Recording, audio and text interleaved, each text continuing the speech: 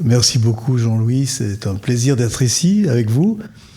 Et pour vous mettre en condition, pour écouter des morceaux que vous allez peut-être découvrir pour la plupart d'entre vous, j'ai pensé que vous proposez de faire une rencontre un peu improbable entre un piano et le monde imaginaire de la bande dessinée. En un siècle, les petits Mickey sont devenus le 9e art, multipliant les styles, visitant toutes les cultures et se prolongeant dans l'animation, les arts plastiques ou la littérature. Humour, histoire, journalisme, science-fiction, aventure, fantaisie, les rayonnages de la BD sont riches de l'imaginaire du monde. Et ces dernières années, la BD est même devenue un vecteur de vulgarisation d'ouvrages savants, d'essais économiques ou philosophiques. Et pas de manière confidentielle. Le Monde sans fin, par exemple, de Jean-Marc Jancovici, illustré par Christophe Blain. Christophe Blain a mis en image les thèses du premier sur l'énergie et le réchauffement climatique. Et ça a été le livre le plus vendu en France en 2022. 820 000 exemplaires.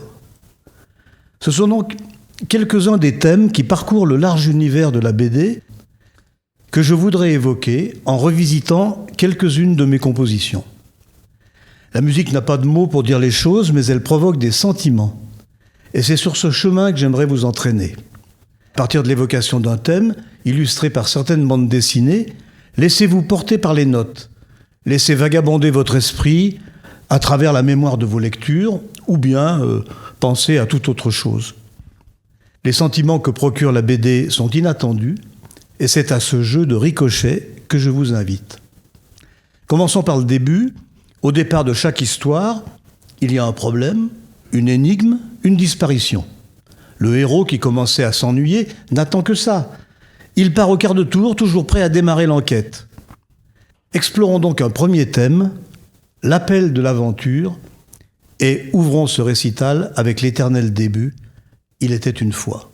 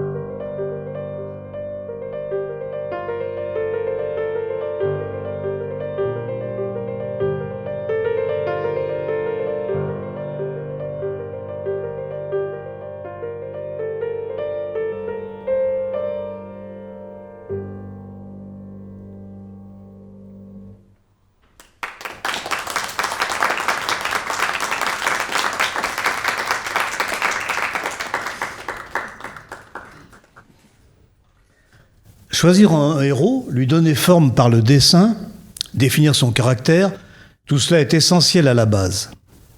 Lui trouver des comparses, des amis proches, qui font le contrepoint, qui permettent des dialogues, est aussi capital. Surtout si les aventures du héros se déploient sur une série d'albums. Mais le point fondamental de la grande bande dessinée, c'est de ne pas se louper sur le méchant. Il doit être impitoyable, à la fois l'inverse et proche du héros, anéanti à la fin de chaque aventure pour mieux ressusciter au début du suivant. Que l'on pense à Ulrich, Zorglub, Rastapopoulos, mais aussi à Is No Good, Gargamel, Freezer, ou encore au savant fou Espérandieu, à Lex Luthor, au bouffon vert, sans oublier le Joker. Ces grands méchants récurrents s'entourent souvent de complices qui, eux, ont une durée de vie peu enviable. Ainsi se crée un univers d'encre et de papier, peuplé de personnages attachants et qui deviennent autant d'amis pour le lecteur. Les lecteurs et lectrices sont vraiment les grands complices du héros. Et pourtant, que d'épreuves à surmonter. Le docteur André Arcier a écrit un très intéressant article dans Médecine des Arts, une revue sérieuse, sur la santé de Tintin. En 24 albums d'aventure, menés dans 23 pays, Tintin rencontre 244 problèmes de santé, dont 191 traumatismes, et parmi ceux-ci, 62% sont des traumatismes crâniens. Il subit 46 pertes de connaissance. Quelques polytraumatismes, 6 fois, des brûlures, 6 fois, des plaies par arme à feu, 3 fois, des morsures, 7 fois, provoquées par un homme, un rat, un requin, un perroquet, et même une fois Milou. Par ailleurs, Tintin a été confronté à 33 accidents de voiture ou d'avion, dont 6 étaient liés à des tentatives d'homicide. Mais Tintin est doté d'une résistance étonnante. Il ne sera hospitalisé que 6 fois, avec seulement 2 interventions chirurgicales. Pour se sortir aussi bien d'une telle série, Tintin peut compter sur un entourage d'inconditionnels, dont Milou bien sûr, qui le mord d'ailleurs pour le sauver. Dans la bande dessinée en général, c'est souvent grâce au second rôle que le héros s'en tire. À 2, on est plus efficace. Voici une suite qui évoque la force du duo et de l'amitié.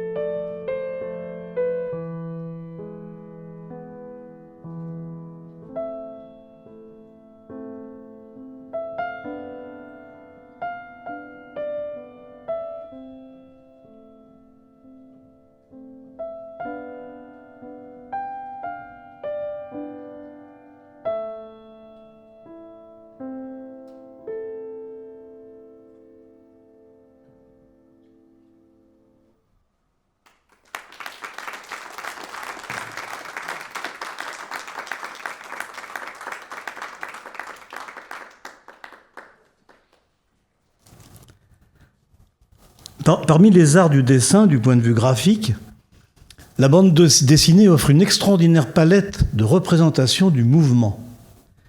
Le développement du 9e art au cours du XXe siècle et jusqu'à aujourd'hui suit de près l'impérialisme de la vitesse et son emprise sur notre vie quotidienne. Tous les moyens de transport sont convoqués. Les chevaux, bien sûr, les automobiles, les avions, les fusées, les métros, les astronefs, mais aussi, dans le fameux manga One Piece de Shiro Oda, le Weaver, un glisseur des sables, le Yagara Bull, un cheval aquatique, le Umirecha, le train des mers qui permet de voyager entre les îles, ou encore le Homard Super Express, dont la carrosserie carapace est indestructible. Deux paradoxes au sujet de la vitesse. Le prolongement d'une BD sous la forme d'un dessin animé ne garantit absolument pas une amélioration du rendu des gestes et de la mobilité. Souvent, grâce au talent du dessinateur, la dynamique ressentie à partir d'une planche immobile reste bien supérieure à une animation besogneuse.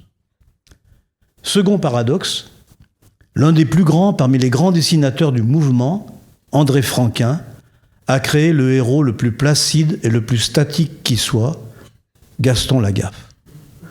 Mais par contre, autour de lui, et souvent par sa faute, quelle agitation. À propos de la virtuosité de Franquin, Hergé disait « Mais comment peut-on nous comparer ? Lui, c'est un grand artiste, à côté duquel je ne suis qu'un piètre dessinateur. » Hommage d'expert. Finalement, exprimer la vitesse est peut-être moins une question de rapidité que de dynamique de l'énergie. Imaginons que nous prenions le train.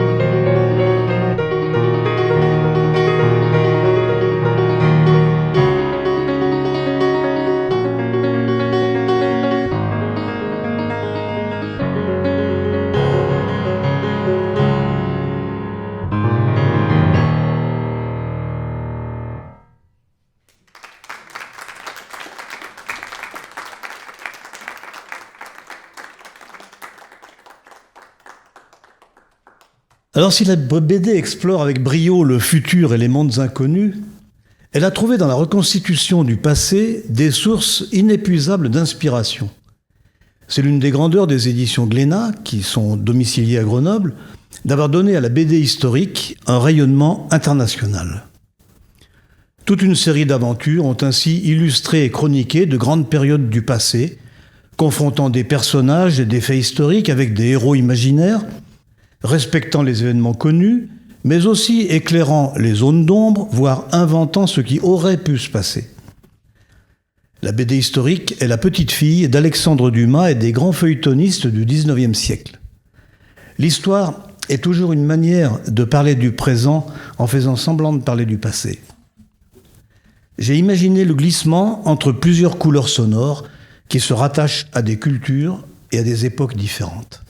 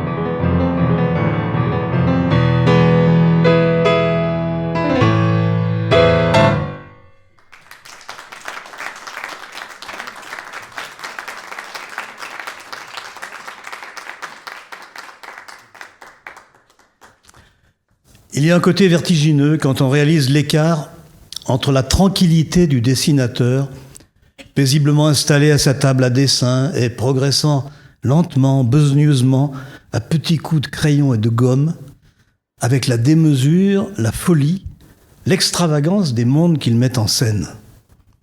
Le dessin permet de visualiser tous les fantasmes et les imaginations les plus débridées.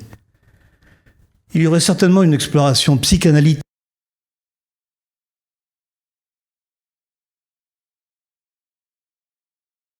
et du piano avec le divan du psy.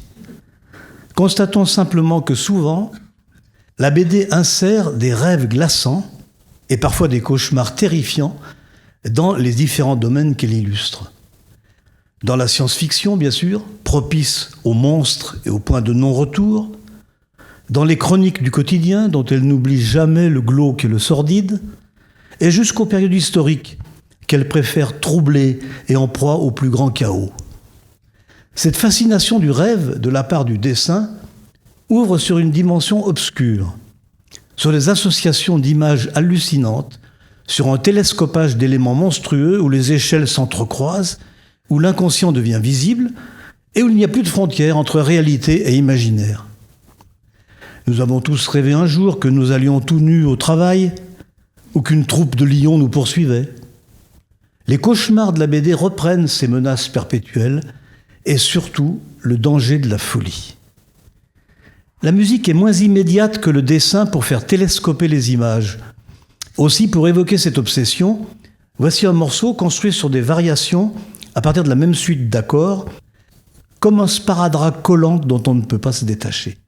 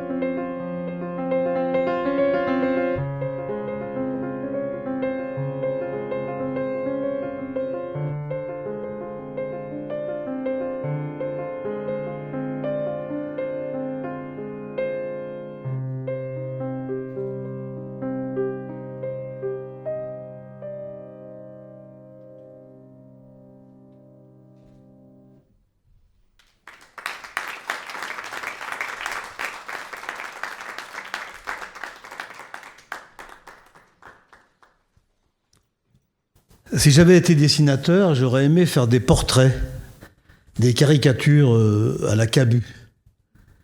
Quelques traits qui croquent une personnalité. Cabu appuyait avec talent là où ça fait mal. Mais la méchanceté n'est pas obligatoire. Sampé a consacré sa vie à nous révéler que la tendresse est aussi au cœur de la vie quotidienne. Magie du dessin. Le piano est un petit peu le crayon de la musique. Avec lui, on esquisse, on rature, on gomme, et parfois le trait s'égare en gribouillage. C'est cette importance du trait qu'a magnifiquement sublimé Hergé et plus largement l'école belge de bande dessinée. Un membre de cette école, Juste Swarte, a inventé une formule magique pour caractériser ce style. La ligne claire. C'est le même Juste Swarte d'ailleurs qui a créé les vitraux illuminant la chapelle Sainte-Cécile, rue Servant à Grenoble, dans le siège des éditions Glénat. Ça vaut vraiment le coup d'aller voir ces vitraux, ils sont magnifiques. Ce style graphique extrêmement lisible, qui sépare en fait les aplats de couleurs par la ligne noire du dessin, elle donne une impression d'évidence. Et c'est en fait le fruit d'un très gros travail. En art, la limpidité est une conquête. Il y a quelques années, un journaliste a titré sa critique de mon récital « La ligne claire » d'Henri Torgue. C'est un des plus beaux compliments que j'ai jamais entendus sur ma musique. Je ne sais pas s'il était mérité, mais voici un morceau qui essaye d'illustrer cette simplicité si difficile à atteindre.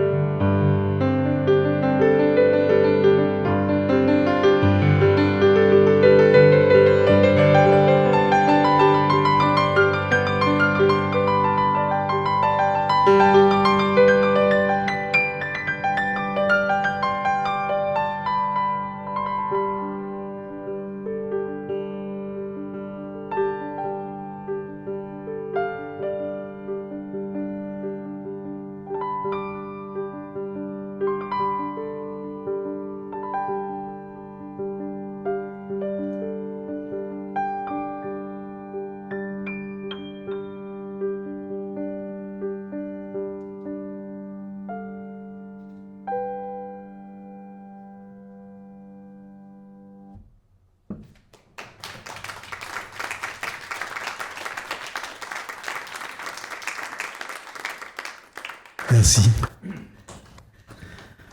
Quand j'étais enfant, les adultes regardaient de haut les journaux dessinés que nous lisions. Pour eux, ce n'était pas vraiment de la lecture sérieuse. Mais comme elle nous le tenait tranquille, elle était tolérée. Et puis, au fil des ans, les enfants sont devenus ados, puis adultes, et les journaux dessinés ont grandi avec eux, élargissant leurs thématiques et enrichissant leur style.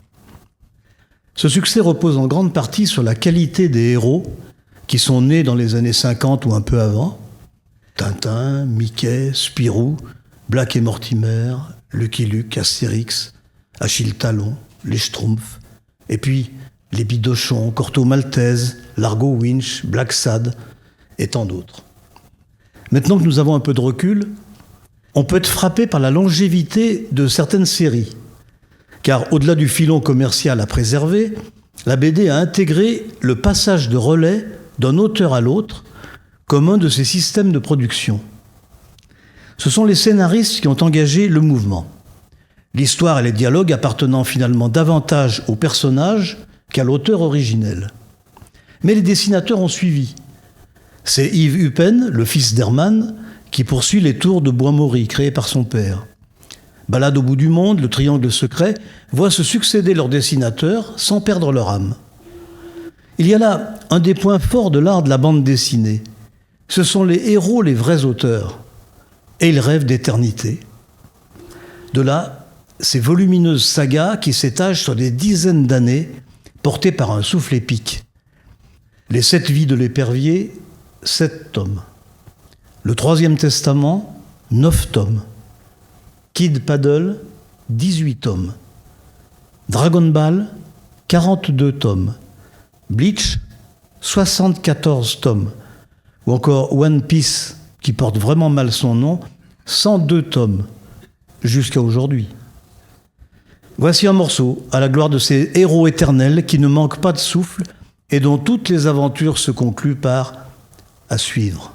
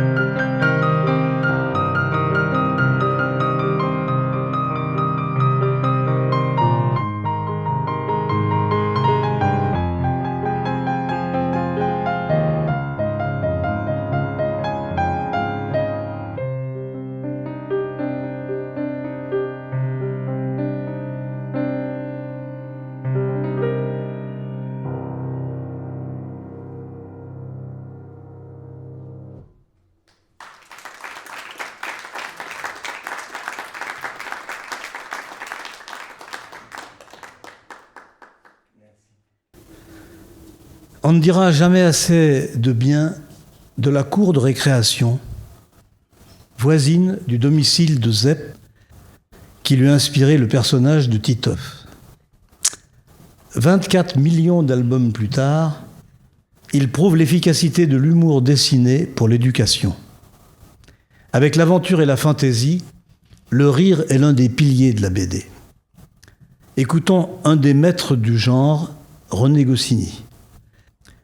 Quelqu'un qui ne fait rire que lui-même est soit un imbécile, soit un précurseur.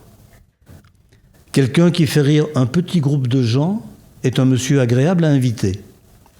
Quelqu'un qui a la chance de faire rire beaucoup de monde est un professionnel, et peut-on trouver profession plus agréable? La musique n'est pas l'art le mieux placé pour pratiquer l'humour. Même Erik Satie, qui a cette solide réputation, est souvent beaucoup plus drôle dans ses titres que dans ses notes. Mais, de la même façon qu'un notable qui glisse sur une peau de banane dans la rue prêt à rire, parfois, un léger décalage peut venir perturber la dignité d'un tango.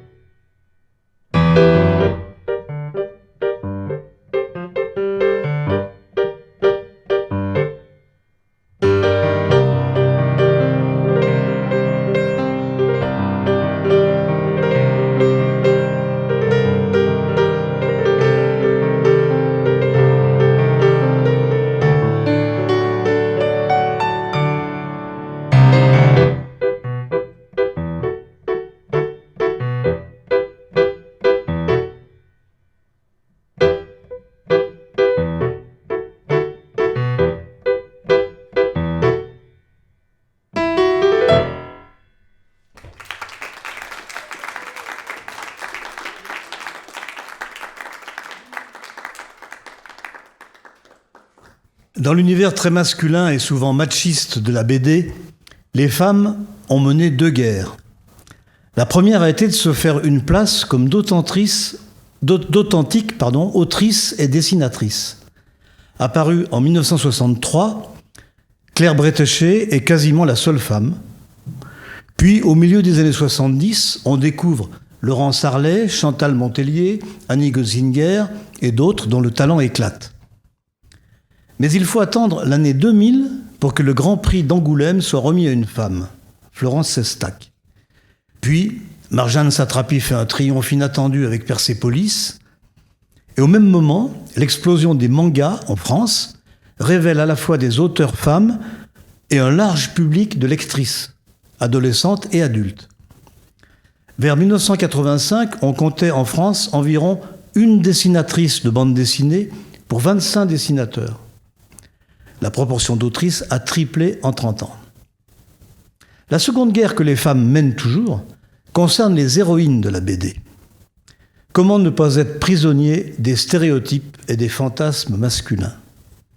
En d'autres termes, comment passer de Paulette et Barbarella à Catherine Meurice et Pénélope Bagieux? Selon le mot de Xavier Gorce, nous n'avons pas besoin de BD de bonnes femmes, mais de bonnes BD de femmes.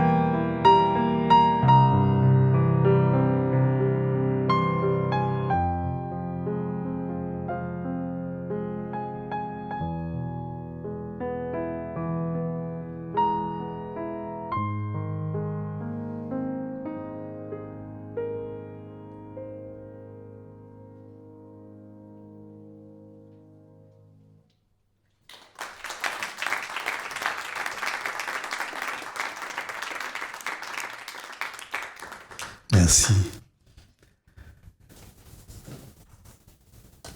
Comme j'ai surtout composé de la musique instrumentale, sans parole, mes albums ont souvent servi d'accompagnement sonore à de nombreux dessinateurs. Une fois la narration cadrée, le découpage fait, le dessinateur entre dans un tunnel de travail qui n'occupe qu'une moitié de son cerveau. Mais si l'autre moitié prend trop de liberté, elle nuit à la concentration nécessaire. D'où le recours à une écoute qui remplit l'espace sonore sans l'encombrer. C'est ainsi que de nombreux dessinateurs m'ont dit affectionner ma musique d'images pour fabriquer les leurs, une manière indirecte d'inspirer leurs crayons. Un jour au Théâtre de la Ville, à Paris, je croise Plantu, qui est venu voir Voyageurs immobiles, un spectacle de Philippe Gentil dont j'avais fait la musique.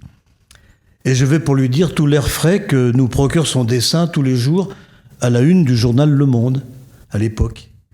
Ah, il interrompt mon compliment et il me dit « C'est en écoutant vos disques que je travaille.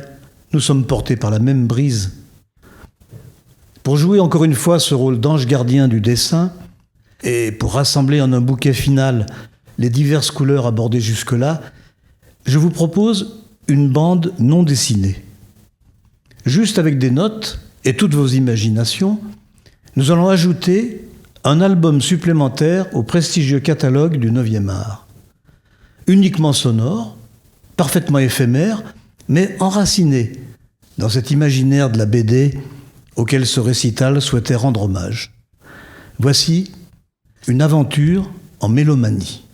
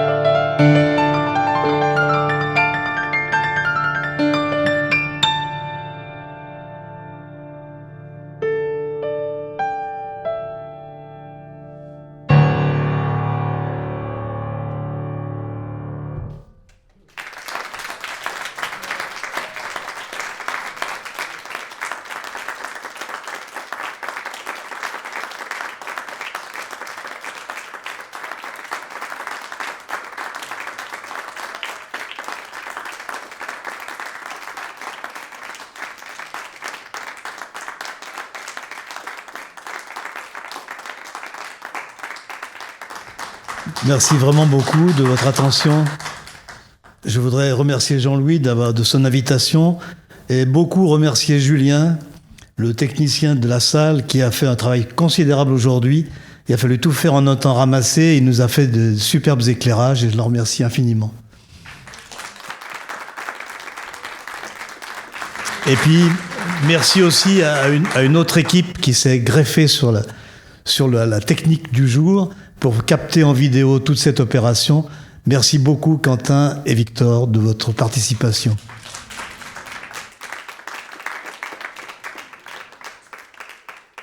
Si vous voulez un dernier morceau, quand j'étais enfant, il n'y avait pas de piano à la maison, mais j'avais tellement envie de jouer que je disposais des allumettes sur la table de la cuisine et je faisais semblant de jouer, comme les touches d'un clavier, que je faisais les noires, les blanches, et voilà. Puis un jour, je me suis aperçu que j'entendais ce que je jouais. Alors je vous raconte ce souvenir pour vraiment vous remercier de votre écoute, en vous laissant décider quand même s'il faut laisser les enfants jouer ou non avec les allumettes.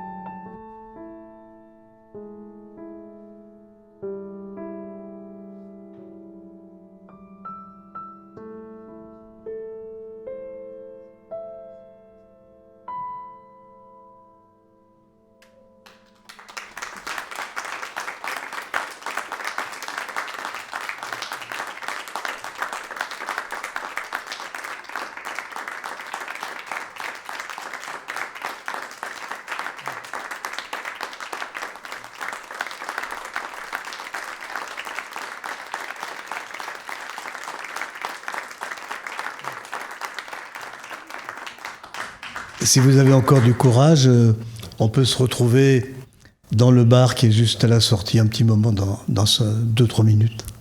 Ce sera le principe cette année, en tout cas. L'idée, c'est qu'effectivement, on vous offre un verre à boire au bar. Henri nous rejoint et ce sera l'occasion d'échanger un bâton rompu avec l'artiste. Merci beaucoup. Merci à vous. Merci. À tout de suite.